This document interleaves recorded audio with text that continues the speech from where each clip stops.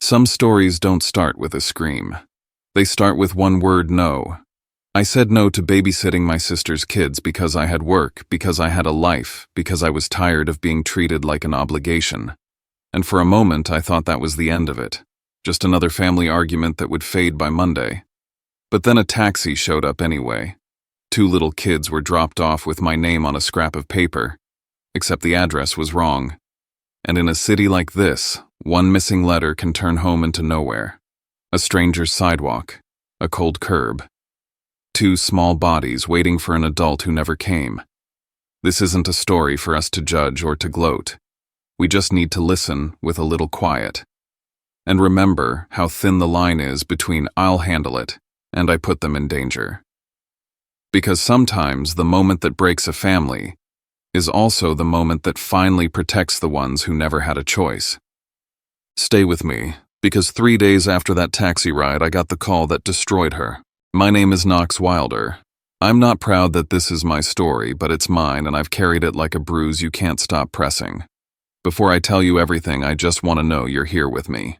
Say, listening in the comments, or tell me where you're watching from. I love seeing how far a story like this can reach, and sometimes even that tiny connection makes the hard parts easier to say out loud. If you can hit subscribe too. Not because I'm chasing numbers, but because this channel is where I put the truths my own family tried to bury, and if you've ever been the one expected to stay quiet for the sake of family, you might need a place like this as much as I did. Thank you. And now, here's my story. I don't usually start my mornings pacing by the window, but today something itched at the back of my neck like a warning I hadn't earned yet. Outside Chicago was its usual blur wind cutting down Belmont buses wheezing at the light, someone dragging a grocery cart through half-melted slush. Inside, I stood in my apartment clean and silent like I needed it to be. 30 floors up, everything should feel far away, but it didn't. I glanced at the clock. My phone buzzed, emails, Slack notifications, but my eyes went straight to the calendar notification I'd marked in red. Saturday, 10 a.m., Keynote Strategic Risk Forecasting. That wasn't just another conference, that was my chance. The one Angela Park had hinted at last quarter when she said, "You keep this up, and we might have room for you upstairs." Upstairs meant more than a title change. It meant I wasn't just a tool pushing numbers for other people's decisions. It meant power. And all it would take was one clean weekend, one perfect delivery. I needed no distractions, no emergencies. That's why when Marissa texted me, "You'll be home Friday night, right? Just need to know what time." Something in my chest tightened. She didn't ask if I'd be home. Didn't ask if I could take the kids. Just the time. I knew that tone. Knew it too well. Growing up in Willow Creek, Marissa was the son the whole house revolved around. I was the good kid, good at waiting, at stepping aside. She got the bigger room, the new school, supplies, the car first. I got, "You know your sister needs this more." And I did. I swallowed it like vitamins. My mom Diane never said it unkindly. Just firmly, like the way gravity holds you down. She's sensitive, Knox. Be the one who understands. My dad, Howard, never looked up from his paper. That was his role. Eyes down, mouth shut. A silence that made everything feel like it had already been decided. By the time I was old enough to see the game, it was too late to change the rules. Saying no didn't come naturally. Not when your entire value in the family depends on how often you say yes. But the thing is, Harper and Eli, I love those kids. I've read Charlotte's Web with Harper enough times to recite entire chapters. I know Eli won't sleep without his stuffed bear, the one with the ear falling off that smells like peanut butter. I've picked them up from school, patched scraped knees, made grilled cheese on a stovetop I never use otherwise. Because when they're around, I forget how angry Marissa makes me. I just want to protect them. That's how she gets me. Every time. She hides behind their faces. Except now she doesn't even bother to hide. This time she didn't ask. She assumed. She assigned. And I started noticing it wasn't about help anymore. It was about control. She doesn't call it manipulation. She calls it family. She'll text me, "Need some me time," and expect me to drop everything like my life is an empty shelf waiting for her kids to sit on. Once she brought them over because she had a wine tasting event with her college friends. Another time it was emergency Botox. And my mom always defends her. She's been under so much stress. Then she turns to me. You don't mind helping your sister, do you? No one ever asks if I'm stressed, if I need help. They assume I'm fine. That's the role I got cast in, and every time I try to step out of it, someone reminds me it's not my place. I looked at the text again. What time? Not can you, not will you, just when. And that's when something caught my eye. The last time she sent the kids over, she wrote the address down for the Uber driver, but she left out the W. I live at 2317 W Belmont Avenue, not East. In this city, that one letter is everything. You switch it and you end up on the wrong side of the river in a completely different neighborhood. That detail stuck with me, because Marissa doesn't see details. She assumes the world will fix itself around her. I poured coffee I didn't really want, letting the steam burn close to my nose. My hand hovered over the phone. I hadn't said no yet, but I was going to. And I had the sickening feeling that no one in my family would ever forgive me for it. Thursday morning hit like a slap. I walked into the office with my suit still damp from the snow-dodging bodies in the elevator, juggling a laptop coffee, and the weight of knowing I couldn't drop a single ball this week. Angela had looped me into the prep for Saturday's summit, and she didn't do that unless she was testing something, or someone. By 10 a.m. I'd already reviewed 3 risk models and flagged a miscalculation in our client portfolio. I should have felt good. But the phone lit up again. Marissa 8 missed calls. I didn't answer. I knew how that conversation would go. I'd say no. She'd say, I can't believe you're doing this to me. Then she'd make it about Mom, about the kids, about how she has no one else. But then I made the mistake of calling back. She picked up on the first ring, voice sharp and already halfway through the sentence. I need you to take Harper and Eli this weekend. No greeting, no context, just command. I can't, I said. I have a work conference. It's not optional. You work all the time. You can't give me one weekend. It's not about giving, I replied, trying to stay calm. This is something I committed to months ago. I told you that. You're choosing your career over your family, she snapped. I stayed quiet for half a beat. She jumped into the silence. Grant surprised me with a Napa trip. First vacation in 2 years. I need this. That's great, I said.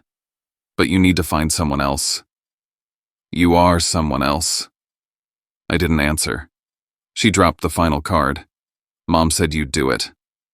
Of course she did. I didn't agree to anything I said. And I'm not available. Click. I stared at the phone for a second. Then I did something I've never done before. I called Grant. He answered with music in the background, his voice relaxed. Hey Knox, what's up? I just wanted to check in about this weekend. Marissa said you two were going out of town. Yeah, he said. She said you were taking the kids. No. I didn't say yes. There was a pause. But she told me you'd already confirmed, that it was all arranged. My stomach sank. Arranged how? She said you were fine with it, and that she was setting up a car service to bring them over. I closed my eyes. She never asked. And I'm not free. She told me not to make it a thing, Grant muttered, suddenly uneasy. It was happening. The thing I feared. She was creating a setup where I was the villain, the unreliable one, the one who promised and flaked. And she wasn't improvising. She had planned this. I scrolled through our texts, no questions. Just, you'll be home, right? What time? She didn't need my permission, she needed my silence. I called my mom next. Hi, honey, she answered sweetly. Mom, did you tell Marissa I'd take the kids? Well, she said you'd said yes. I didn't. I said no. I have an important work event. Knox, she sighed. You always have some event. This isn't like that. You know your sister needs this. She never gets time for herself. She has a husband. She has money. She has options. This isn't about need. She's your sister. That line. Again and again. The ultimate guilt weapon. Do you even hear yourself? I asked. You're asking me to cancel something that matters for her comfort. Sweetheart, she said, tone turning cool. You've always been a little jealous of her. This isn't about the kids, is it? I couldn't believe it. After everything, I was still the problem. I was still the one who had to bend or be blamed. I ended the call, and for the first time in years, I didn't feel sorry. I felt furious. I texted Marissa word for word. I am not available this weekend. I will not be home. Do not send the kids to my apartment. I watched the message send. I watched the read receipt pop up. And still I knew it wouldn't matter. To someone like Marissa, a refusal isn't a boundary. It's just a hurdle. One she fully intends to step over. Saturday mornings used to mean something different. A long run by the lake, maybe a bagel from the corner shop, and a full day to feel like I had some say in my life. But today, even the air felt like it was holding its breath. I dressed in silence, navy suit, pressed shirt, conference badge, clipped to my inner coat pocket. This was the kind of day careers could pivot on. Mine needed that. I had already checked my phone once and ignored the 4 missed calls from Marissa, each stamped somewhere between 5 and 6:30 a.m. I told myself I didn't owe her an explanation. I had already been clear, explicitly clear. I wasn't going to be home. I wasn't going to watch the kids. I buttoned the last button on my cuff and headed for the door. That's when the text came through. Don't make this harder than it has to be. The kids are on their way. It didn't feel like a threat. It felt like a declaration. My fingers fumbled. I dialed her immediately. Straight to voicemail. Again. Then I called Grant. He picked up on the 3rd ring, his voice groggy, as if he were just now realizing something was off. Hey Knox, where are the kids? He paused. What did Marissa send them in a taxi? More silence. Yeah. I thought she talked to you. She didn't. I told her no. Repeatedly. Grant's tone shifted. She said you always cave. She said you were just being dramatic like usual. That you'd be home. I'm not home. I was walking faster now, feet slapping against concrete. Grant, who's with them? What do you mean, in the cab? Who's with them? They're 5 and 8, Grant. He stopped. She said it was a quick ride, Knox. She said it'd be fine. Did she give them my full address? I don't know. The blood drained from my face. I stopped walking. My heart pounded like it knew something I didn't. Grant, did she give them? Belmont Ave. That exact address. I didn't see the slip. Jesus, I muttered. She's done this before. Left off the W. Cabs can end up miles away. I ended the call and scrolled back through old texts. Sure enough. 2317 Belmont Ave. Without the W. The difference between West Belmont and East Belmont in this city. Entire neighborhoods. I sent a new message to Marissa fast, my thumbs moving on autopilot. The address is 2317 W Belmont Ave Apt 30B, not East. Fix it now. No read receipt, no typing bubble. Just a gaping void where common sense should have been. 10 minutes later, as I was stepping off the curb toward the conference building, my phone rang. Unknown number. I answered on instinct. Mr. Wilder, yes. This is Officer Tessa Lang with the CPD. I'm calling about Harper and Eli Wilder, your niece and nephew. I froze. What happened? They were dropped off this morning by a taxi at the corner of 2317 Belmont Avenue without the directional.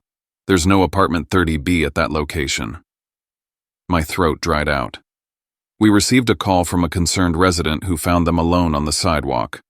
The children were crying and holding a slip of paper with your name and the address written on it. Oh my God. They're safe, she added quickly. They're here at the 14th District Station.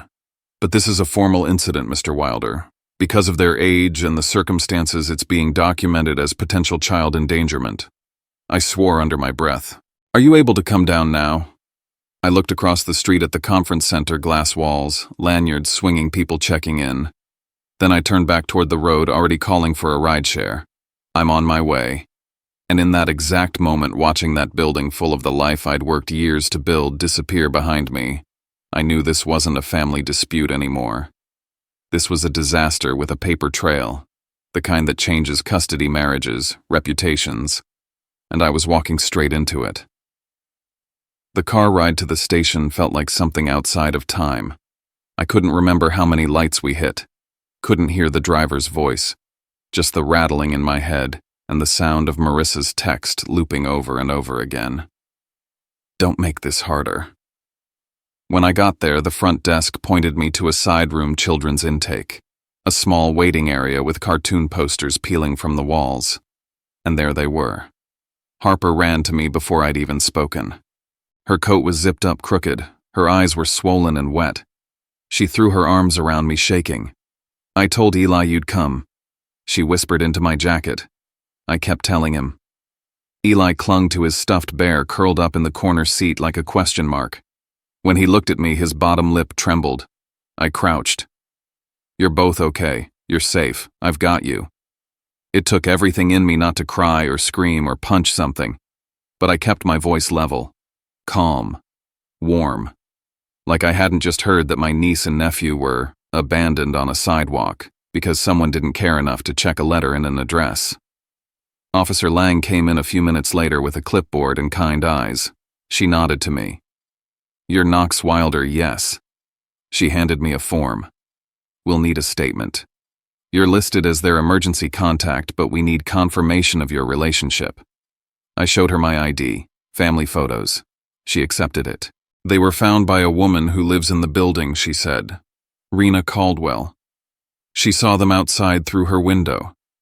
Harper was trying to calm Eli, saying, Mom said he's coming soon.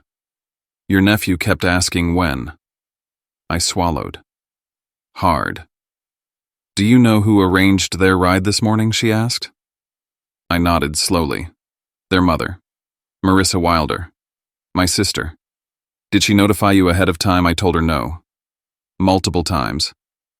I told her I wouldn't be home. I have text messages. Officer Lang tilted her head. Did she give you any indication she would send them anyway?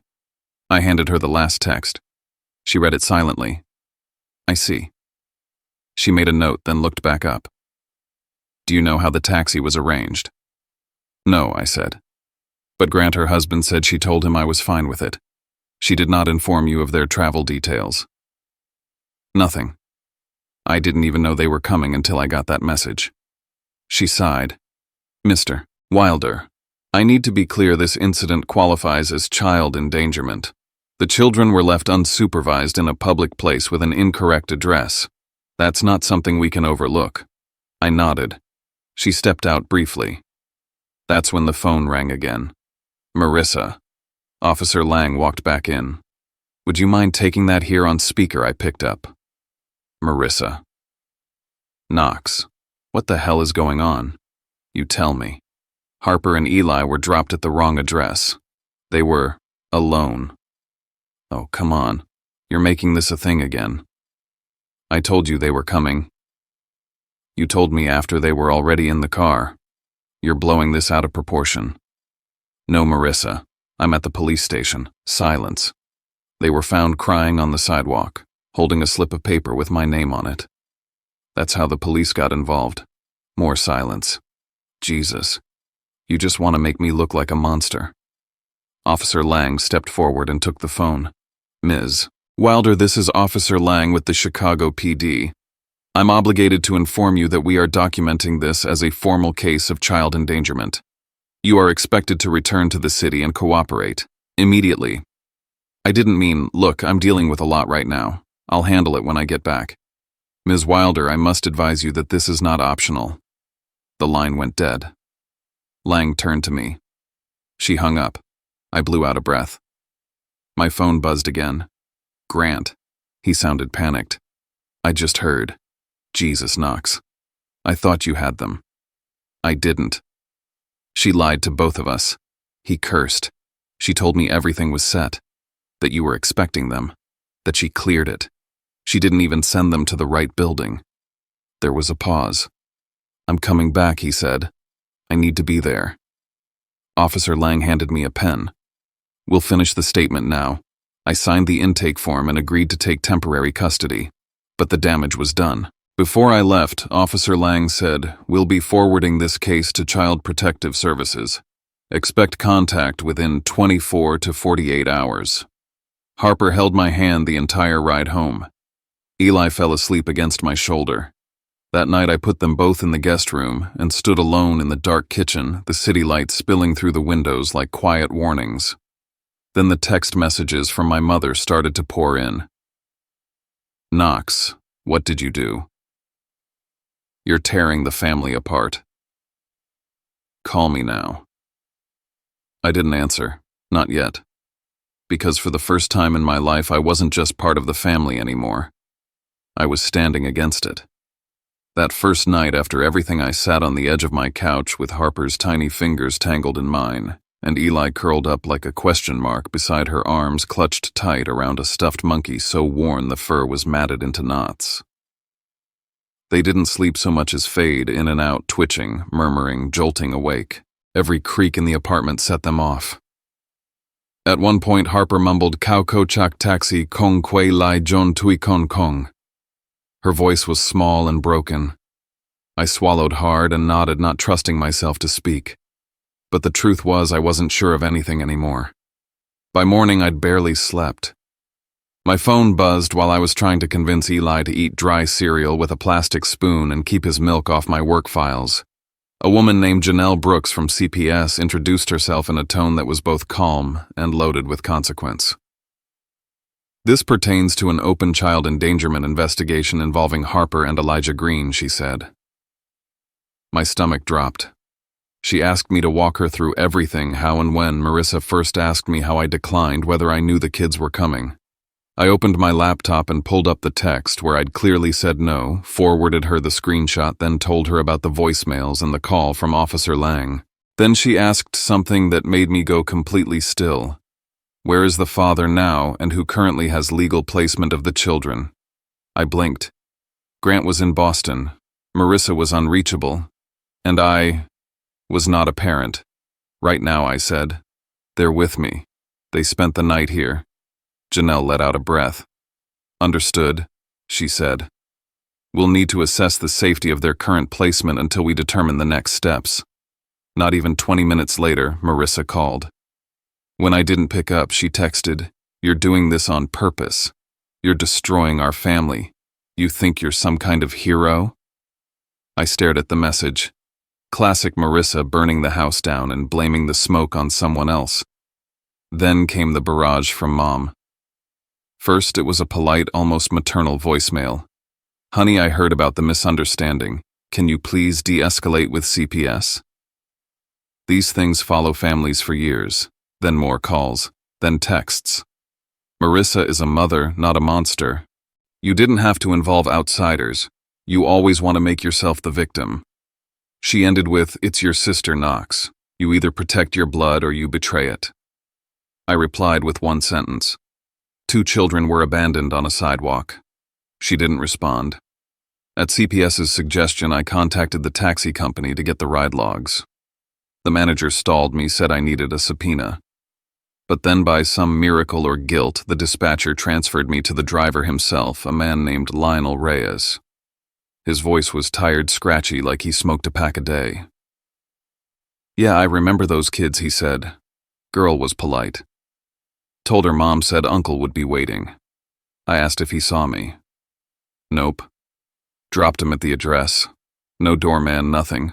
Just told her to go in. That's what the mom said to do. I sat there gripping the phone, cold creeping up my neck.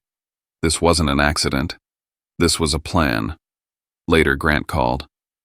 I could hear the wear in his voice, like 3 days without solid ground had caught up to him. "Marissa told me you agreed," he said. "She said you'd be waiting in the lobby." "She lied to both of us," I replied. "Check the timestamps." I told her no. There was silence. Then he said, "I'm pulling all the old messages. I need to know if this was a one-off or a pattern." By the end of the day, I had everything. Screenshots, calendar entries showing missed pickups, emails from the school noting Harper waiting outside alone, voice memos. Harper had sent me in the past, Mom forgot again. I'm sitting on the curb. All the pieces I'd never stitched together before. All the red flags I'd once explained away. That night, Grant called again. "I'm hiring a lawyer," he said. Avery Cole. Emergency motion. Marissa's spiraling. She's not just careless anymore. She's dangerous. I didn't argue. I barely made it through the workday, and when I finally walked into my office, Angela, my boss, pulled me aside. "You look like hell," she said. I told her the short version. I waited for judgment, maybe even a warning about professionalism. Instead, she nodded and said, "Whatever you need, you've got it. Family comes first, even when they make it damn hard." That night I sat in the dark while the kids slept in the guest room, the city buzzing outside my window, and stared at a single message Grant had just sent lawyers filing in the morning. If it all goes through, Marissa gets the call by 2 p.m. 3 days since the taxi. 3 days too late. And I knew that call would destroy her. But what I didn't know yet was that it would also change me. Tuesday morning. Day 3. Harper was watching cartoons with Eli on mute while I stared at the email from Avery Cole, Grant's attorney. Subject line, urgent. Custody, emergency motion. I clicked the Zoom link and joined the meeting. Grant's face appeared first hollow-eyed, jaw tight. Then Avery's a woman in her early 40s with the kind of voice that made people stop talking. "Mr. Hart," she said, "do you have the documentation we discussed?" I nodded and uploaded everything: the text messages, call logs, Officer Lang's police report, and a PDF summary of the call with Lionel Reyes. Avery skimmed quickly. "This will work. We're filing for temporary sole physical custody and an emergency hearing. We'll ask for a no-contact order pending evaluation. You're prepared to testify if needed?" "Yes," I said. "Anything." Janelle Brooks from CPS called midway through. She was firm, but diplomatic. "Ms. Green hasn't responded to our latest requests. Her voicemail is full. Her last known communication was with her mother, not our office. We're escalating to protective placement procedures." I barely finished processing that when my phone rang again. Marissa. I didn't answer. Then Diane called. "You're kidnapping her children," she snapped. "You've turned this into a circus." "I'm doing what you never did," I said. "I'm protecting them." "You always hated her," she hissed. "You've waited your whole life to bring her down." Then she said it. "We'll go to the police. You're holding minors without consent." I hung up and called Avery. "She's threatening to report me." "Let her," Avery said. "CPS has it documented. You're following a direct safety directive. They come for you. We'll be ready." At 2:11 p.m., Marissa received the call. I didn't hear it, didn't see her reaction, but I knew the moment it landed. Diane went silent. Marissa's phone went off the grid. Grant texted, "It's done." The court had accepted the motion. Judge Evelyn Hart issued a temporary order. Grant would have full custody. Marissa's access suspended pending full evaluation. Any contact had to be supervised. CPS followed with its own psychological evaluation, home assessment, parenting plan. Grant filed for divorce 30 minutes later. I sat alone in the living room staring at the empty coffee mug on my table like it could explain what had just happened. I didn't cheer. I didn't smile. Because this wasn't a win. It was the breaking of something that should have been fixed a long time ago. That night, Grant arrived to pick up Harper and Eli. They ran into his arms like magnets snapping home. Harper looked back at me once before the elevator closed. I stood there for a long time after in the quiet hum of my apartment. And then I looked at my phone. Another message from Diane. Short, sharp, final. "You've chosen your side." I put the phone down. No, I didn't choose sides. I chose the kids. And tomorrow I'd stand in court not as a brother, not as a son, but as the one person who didn't look away. I don't remember the elevator ride. I don't remember checking in at the security desk or the way my name echoed off the marbled walls of the Cook County Family Court when they called for Knox Ellery Morgan, witness for the petitioner.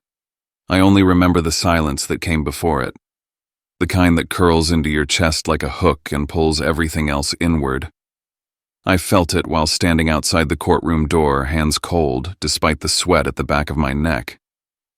I had promised myself that I wouldn't freeze, that I'd tell the truth, even if it meant I'd never be able to walk into a Thanksgiving dinner again.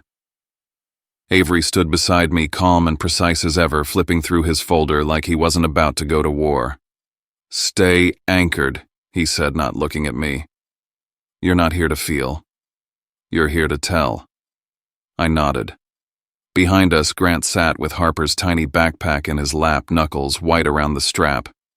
He looked more like a father than I'd ever seen him, tense, alert, fiercely protective.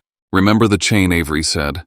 "Thursday night call, your refusal, her follow-up text, the drop-off, the police report, CPS, and now the emergency motion.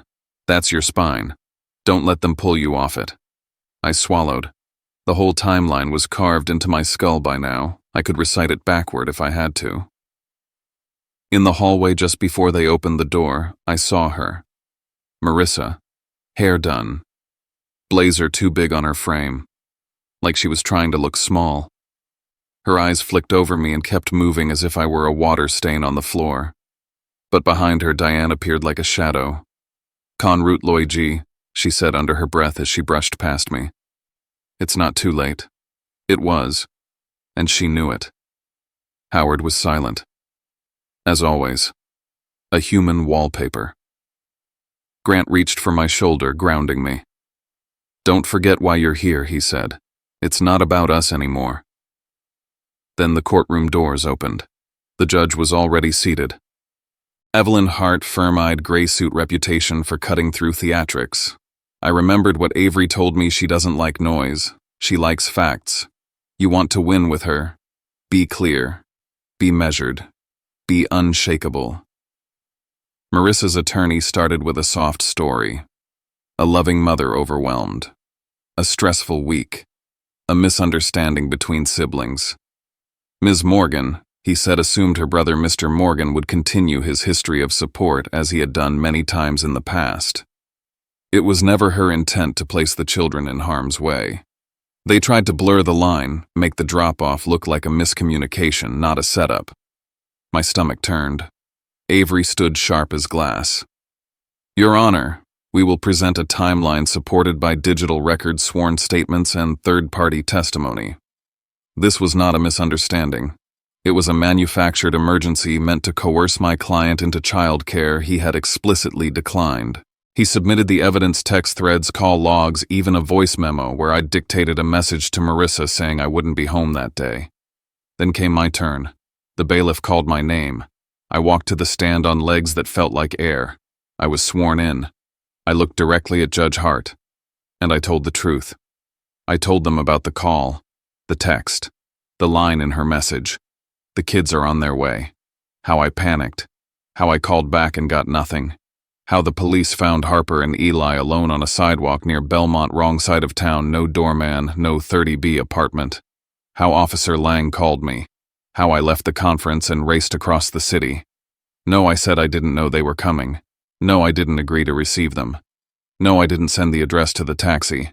I didn't even know a cab was involved until after. "Would you say your sister was aware you had declined?" Avery asked. "She'd already called me several times. She read my texts. She knew I wasn't available." And yet she proceeded. She did. Avery turned to the judge. "Your Honor, I'd like to call Rena Caldwell to the stand." A short woman with silver hair entered. The 911 caller. She spoke softly but firmly, describing how she found the children crying on the sidewalk, Harper trying to comfort Eli. They said their uncle was waiting, but they didn't know which building was his. I couldn't leave them like that. They looked forgotten. Then came Officer Lang. Her report was official, clipped but damning. The children were minors, unattended, dropped off without adult accompaniment. No paperwork, no guardian. She filed it under child endangerment. By now, even Judge Hart's expression had hardened. But the final nail came from Lionel Reyes, the taxi driver. He stepped forward in uniform. I was told someone would be waiting. The woman who ordered the ride said, "He's outside the building. Just drop them and go." "Did you verify the identity of the person picking them up?" "No." She insisted he was already there. "I just let them out."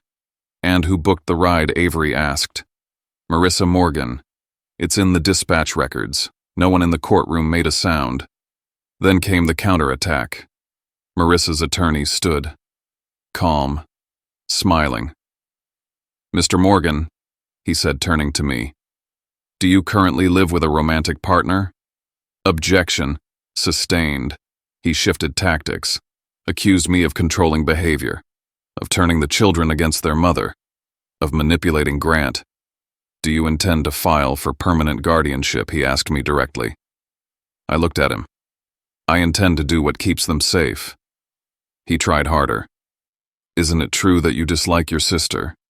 That you resent her place in the family?" I kept my jaw locked.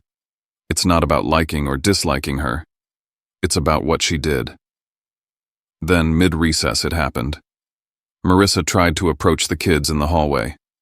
Harper flinched. Eli backed behind Grant. A bailiff intervened. The contact violated the terms of the emergency order. She argued, loudly. "They're my kids," she screamed just loud enough for the gallery to hear. "This is Knox's fault. He turned them against me." And just like that, the mask slipped. Back in the courtroom, Judge Hart gave her ruling. Until further evaluation, she said primary custody shall remain with Grant Morgan. All visitation will be supervised. The court further orders parenting classes and a psychological assessment for Ms. Morgan. Marissa stared at the judge like she'd misheard her. But I hadn't. I had never heard anything clearer. I stood in that courtroom knowing I had crossed a line I could never uncross. I'd exposed my sister. I'd stood against my mother. And I'd told the whole damn truth. The next morning I drove Harper and Eli to school. Grant rode in the passenger seat, half asleep, coffee untouched. The kids sat in the back, whispering about art class and Halloween costumes. No one cried. No one begged me to explain what was happening. They were just children. For the first time in weeks. When we got home, Grant printed out the new family schedule and taped it to the fridge. Wake up at 6:45, breakfast by 7:15, school drop-off 8:00. No exceptions. He turned to me. "You ready to sign this?" It wasn't a question about ink. He meant the guardianship papers, emergency designation. If anything happened to him, the court would name me first, not Marissa as the kid's temporary legal guardian. Avery slid the form across the table. "It doesn't mean forever," he said, "but it means you're the stopgap, the firewall." I signed it. I didn't feel triumphant. I felt the weight of it, like strapping on armor you never wanted but knew you'd wear again. The first supervised visit took place at the Highland Family Center. Miles Rourke. The visitation monitor was professional calm. He observed everything, and he didn't miss much. Ms. Morgan speaks mostly about herself, he noted. Grievances, frustrations, very little child-centered interaction. After one visit, Harper told me, she kept asking if we liked living with Uncle Grant more. She cried, Eli added, but then she played Candy Crush. That night, Eli sat beside me on the couch.